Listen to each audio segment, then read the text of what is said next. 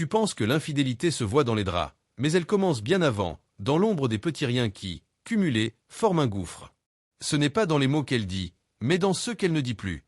Ce n'est pas dans les gestes qu'elle fait, mais dans ceux qu'elle a cessé de faire. C'est une érosion lente et silencieuse de la connexion, un retrait progressif de son énergie et de son attention.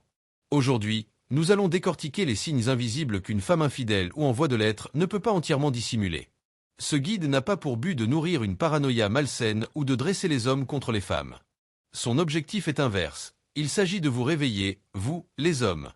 De vous redonner le contrôle émotionnel, la lucidité psychologique et la force stoïque de reconnaître la vérité et d'agir avec dignité, sans haine ni vengeance. Il s'agit de vous apprendre à observer, à évaluer et à choisir ce que vous tolérez. Pourquoi est-ce crucial? Parce que ce guide est un miroir. Il ne sert pas à observer ses actions, mais à examiner les vôtres. Il révèle les schémas que vous acceptez par confort, par peur ou par aveuglement volontaire. En comprenant la mécanique de l'éloignement émotionnel, vous ne serez plus jamais un spectateur impuissant de votre propre relation. Vous deviendrez l'architecte de votre propre paix intérieure. 1. Le rythme numérique, la métamorphose silencieuse de l'attention. Tu crois qu'elle t'aime, qu'elle est fidèle, qu'elle n'a Dieu que pour toi. Pourtant, en silence, elle s'éloigne déjà. Pas avec ses pieds, pas encore avec son corps, mais avec ce qui est, à notre époque, plus révélateur que les gestes, sa présence digitale. L'avant, l'ère de la connexion. Souviens-toi. Avant, tu étais le centre de son univers numérique. Ton téléphone vibrait de messages doux au réveil, de photos idiotes l'après-midi, de tu me manques en soirée. Elle cherchait ta présence même à travers l'écran. Ses réponses étaient rapides, empreintes d'une énergie joyeuse, ponctuées d'émojis et de points d'exclamation qui traduisaient son enthousiasme. Vous partagiez des mèmes, des articles, des musiques. Cet espace digital était une extension de votre intimité, un jardin secret que vous entreteniez à deux. L'après, la grande famine numérique. Aujourd'hui, ce jardin est en friche. Les messages se sont raréfiés, devenus lointains, expéditifs. Elle met des heures, voire des jours, à répondre. Et quand elle le fait, c'est avec des monosyllabes, ok, d'accord, lol. Les émojis et les points d'exclamation ont disparu, remplacés par une ponctuation froide et fonctionnelle. Tu ressens ce vide, cette distance abyssale. Et tu te justifies, elle est occupée, elle a du travail, elle est fatiguée. La vérité que tu connais déjà. Mais au fond de toi, tu sais qu'un être humain n'est jamais trop occupé pour ce qui l'enthousiasme. Tu sais que lorsqu'une femme est amoureuse, elle trouve toujours une minute, un interstice dans sa journée, pour envoyer un message qui signifie « je pense à toi ». Ce changement numérique n'est pas une coïncidence, c'est le symptôme d'un détachement émotionnel. Et dans la majorité des cas, ce détachement précède l'infidélité physique. La psychologie profonde, où va son attention? En 2024, l'infidélité commence dans le monde digital. Avant de trahir avec son corps, une femme trahit souvent avec son attention, son énergie et sa curiosité. Lorsqu'elle devient distante numériquement, ce n'est pas toujours qu'elle ne t'aime plus, c'est souvent qu'un autre occupe déjà l'espace mental qui t'était dédié. Son temps de cerveau disponible est accaparé par un nouveau collègue, un ancien flirt réapparu, un inconnu sur Instagram qui lui offre la nouveauté et l'excitation de la découverte. Son énergie émotionnelle est canalisée vers ces nouvelles conversations, te laissant, toi, en rade. La réponse de l'homme stoïque, observer, ne pas supplier. L'homme stoïque ne tombe pas dans la jalousie malsaine. Il ne fouille pas les téléphones, ne harcèle pas de questions. Il observe. Il constate le changement de rythme. Il comprend que ce silence digital est un cri, le cri d'un lien qui s'effrite, le cri d'une place que tu perds doucement. Signe à observer. Tant de réponses anormalement longs sans raison valable. Elle poste des stories mais ne répond pas à tes messages. Changement soudain des habitudes sur les réseaux sociaux, plus active, mais moins interactive avec toi. Refus de partager ses activités digitales, elle cache son écran, devient évasive. Diminution drastique de la communication émotionnelle et des marques d'affection numérique. Ce qu'il faut faire. Ne pas supplier. Ne lui demande pas pourquoi elle ne t'envoie plus de messages. Cela ne ferait que la pousser à se braquer. Ne pas compenser. Ne inonde pas son téléphone pour combler le vide. Cela montre un désespoir contraire à la dignité. Agir en miroir. Recalibre ton pro. Pré-investissement numérique pour qu'il soit proportionnel au sien. Reprends ton temps et ton énergie. Vous recentrez sur le monde réel. Cesse de vivre par procuration à travers les écrans. Reconnecte-toi à tes passions, tes amis, tes projets. Le stoïcisme nous enseigne. Tu ne peux pas contrôler la fidélité de quelqu'un. Tu peux seulement observer la vérité quand elle se présente à toi et décider de ce que tu tolères. Épictète. L'amour véritable ne se mendie pas, il se reconnaît à l'évidence des gestes et à la constance des attentions. Si elle s'éloigne digitalement, c'est peut-être qu'elle t'a déjà quitté mentalement. 2. L'irritabilité artificielle, la fabrication du méchant. Avant, elle riait de tes blagues, même les plus nulles. Elle trouvait charmantes tes petites maladresses. Aujourd'hui, tout ce que tu fais l'agace. Un simple bonjour est accueilli par un soupir. Une étreinte est esquivée. Une question innocente est perçue comme une intrusion. Ce changement n'est pas une simple mauvaise humeur, c'est un signal d'alarme émotionnelle. La mécanique de la justification. Une femme qui s'éloigne émotionnellement ou qui a déjà franchi le pas de l'infidélité cherche inconsciemment à justifier son comportement. L'être humain a une capacité phénoménale à éviter la culpabilité. Pour se donner le droit moral de te trahir, ou de poursuivre une connexion extra-conjugale, son esprit doit te transformer en méchant. Elle devient hypersensible à tes moindres défauts, non pas parce que tu as changé, mais parce qu'elle a besoin que tu sois en tort. La projection, te peindre en noir pour se blanchir. Son cœur est tiraillé. Elle est encore avec toi, mais son esprit et ses émotions sont attirés ailleurs. Ce conflit intérieur est insupportable. Pour le calmer, elle projette sur toi ses propres tensions et sa culpabilité naissante. Ce qui était mignon devient insupportable. Ton attention devient du contrôle. Ton invitation au restaurant devient une tentative de compensation. Ton désir de passer du temps avec elle devient un étouffement. Elle se convainc que le problème vient de toi, rendant ainsi son éloignement logique et nécessaire à ses propres yeux. Les conflits vides de sens. Tu le remarques, vous vous disputez plus souvent, mais pour des broutilles. Les sujets sont ridicules, mais l'intensité est explosive. Tu restes souvent perplexe, te demandant ce que tu as bien pu faire de mal. La réponse est « rien ». Elle n'est pas irritée par tes actions, elle est irritée par ta présence. Elle veut de l'espace, peut-être même partir, mais sans en assumer la responsabilité. Elle crée donc du chaos émotionnel pour te pousser à craquer le premier, faisant de toi le responsable de l'échec de la relation. La réponse de l'homme stoïque, le silence face à la tempête. L'homme ordinaire mord à l'hameçon. Il se défend, crie, essaie de raisonner, de prouver qu'il n'est pas le monstre qu'elle décrit. C'est exactement ce qu'elle attend, une confirmation de sa toxicité supposée. L'homme stoïque, lui, reste un roc dans la tempête. Il ne se justifie pas. Il sait que se justifier, c'est déjà admettre une faute. Il écoute plus qu'il ne parle. Il laisse l'orage passer sans y participer. Il ne répond pas à la provocation. Son calme est une forteresse. Il observe la dynamique. Il comprend que cette colère n'est pas dirigée contre lui, mais est le reflet de son propre conflit intérieur. Ce qu'il faut faire. Refuse le rôle du méchant. Ne t'excuse pas pour des choses que tu n'as pas faites. Maintiens ton cadre. Dis-lui calmement, je ne mérite pas d'être parlé sur ce ton. Nous pouvons en reparler quand tu seras plus calme. Retire-toi. Si la discussion tourne en rond, quitte la pièce. Va faire un tour, va à la salle de sport. Montre que tu n'es pas un participant volontaire dans son théâtre conflictuel. Comme l'écrivait Marc Aurèle, si tu veux être heureux, ne t'attache pas à ce qui dépend d'autrui. Tu ne peux pas contrôler son humeur, mais tu peux contrôler ta réaction. En refusant d'alimenter son feu, tu le prives de combustible. Et tu gardes intacte ton intégrité et ta paix intérieure. 3. La féminité stratégique, la beauté qui ne t'est plus destinée. Tu remarques un changement. Elle brille davantage. Elle s'est remise au sport, soigne sa tenue, porte des vêtements plus audacieux, se parfume avec une attention nouvelle. Elle a un regain d'énergie, une féminité qui s'exprime avec plus de force. Mais il y a un problème, cette métamorphose ne semble pas t'inclure. La féminité partagée vs. La féminité externe. Il y a une différence abyssale entre une femme qui prend soin d'elle pour se sentir bien avec toi et une femme qui le fait pour l'extérieur. Une femme fidèle et épanouie partage son esthétique avec son partenaire. Elle lui demande son avis, cherche son regard, veut lui plaire. Sa beauté est une offrande dans l'intimité du couple.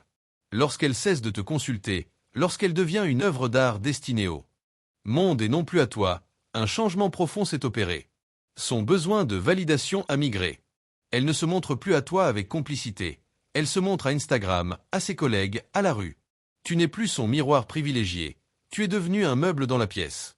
La recherche d'une nouvelle validation masculine. Psychologiquement, lorsqu'une femme est comblée dans son couple, elle ne ressent pas le besoin impérieux de séduire en dehors. Son regard reste concentré sur son partenaire. Mais lorsqu'elle commence à se projeter ailleurs, consciemment ou non, Elle cherche une nouvelle validation. Elle veut se sentir désirée, non pas par toi, mais par l'autre, ou par le regard anonyme de la foule. Cette transformation extérieure est souvent la matérialisation d'une infidélité émotionnelle en cours. Le piège de la confrontation. Le réflexe de l'homme blessé est de poser des questions accusatrices. Pourquoi tu t'habilles comme ça? Tu cherches à plaire à qui? C'est une erreur stratégique. Si tu fais cela, elle se braquera immédiatement. Elle te rétorquera qu'elle le fait pour elle-même, que tu es jaloux, contrôlant. Tu deviendras l'antagoniste dans son histoire, tandis que l'autre homme récoltera les fruits de sa nouvelle confiance. La réponse de l'homme stoïque, l'observation lucide. L'homme stoïque ne tombe pas dans ce piège. Il ne cherche pas à contrôler son apparence. Il observe la dynamique derrière le changement. Il ne commente pas. Il ne fait pas de compliments forcés sur une beauté qui ne lui est plus offerte. Il évalue ses priorités. Il se demande, est-ce que ces efforts s'inscrivent dans notre vie de couple ou semblent-ils destinés à un public extérieur? Il garde son calme. Il ne montre ni jalousie ni insécurité. Ce qu'il faut faire. Concentre-toi sur toi. Utilise cette énergie que tu dépensais à l'observer pour t'améliorer toi-même. Va à la salle de sport, développe tes compétences, cultive tes passions. Ne la récompense pas. Si elle se fait belle pour sortir sans toi, ne lui montre pas d'admiration particulière. Traite-la avec une politesse distante. Pose-toi la bonne question. Est-ce que je veux être avec une femme qui déploie sa féminité en m'excluant de son regard? La réponse à cette question est souvent la clé. Un homme de valeur ne mendie pas l'attention. Il reconnaît quand l'énergie qui lui était destinée se tourne vers d'autres horizons, et il a le courage de se retirer de la table où il n'est plus un invité d'honneur. 4. Le regard de la comparaison, l'intrus dans son esprit. Quelque chose a changé dans sa façon de te parler. Ce ne sont pas des critiques frontales, mais des picotements, des allusions. Tu pourrais t'habiller un peu mieux, un tel, lui, il a monté sa boîte à 25 ans, les vrais hommes savent. Tu sens qu'un nouveau modèle, un standard invisible, s'est installé dans son esprit, et que tu n'es plus la référence. La projection du nouveau standard. Quand une femme commence à s'intéresser à un autre homme, elle commence inconsciemment à mesurer tout ce que tu es et n'est pas à l'aune de ce qu'il représente. Elle ne citera peut-être jamais son nom, mais tu le sentiras dans la manière dont elle souligne tes défauts, réels ou imaginaires, et minimise tes qualités. Avant, elle t'aimait avec tes imperfections. Maintenant, ces mêmes imperfections deviennent des preuves de ton inadéquation. Tu n'es plus un partenaire, tu es un produit en évaluation. C'est le signe le plus clair de l'infidélité émotionnelle avancée. Tu n'es plus celui qu'elle chérit, tu es devenu celui qu'elle évalue. Elle ne cherche plus à construire avec toi, elle cherche à se convaincre, point par point, que tu ne vaux pas ce qu'elle croyait. Cette analyse froide remplace la chaleur de l'acceptation amoureuse. La réponse de l'homme stoïque, refuser la compétition. L'homme ordinaire tombe dans le piège. Il entre en compétition avec ce fantôme. Il essaie de s'habiller mieux, de gagner plus d'argent, de devenir l'homme dont elle parle. C'est une course perdue d'avance, car les règles changent constamment et le vrai juge, c'est elle. L'homme stoïque comprend une vérité fondamentale. L'amour n'est pas un tribunal. On ne prouve pas sa valeur comme on présente un dossier. On l'incarne par sa constance, son intégrité et son respect de soi. Il ne se défend pas. Il ne justifie pas ses choix de vie. Il ne rivalise pas. Il refuse d'être comparé à un inconnu. Il s'élève, mais pour lui-même. Son amélioration personnelle est un but intrinsèque, pas une réponse à ses critiques. Ce qu'il faut faire. Désamorcer calmement.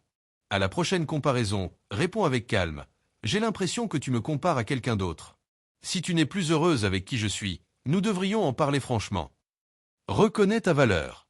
Fais la liste mentale de tes qualités, de tes réussites, de tes valeurs. Ne la laisse pas définir qui tu es. Sois prêt à partir. La comparaison est un manque de respect.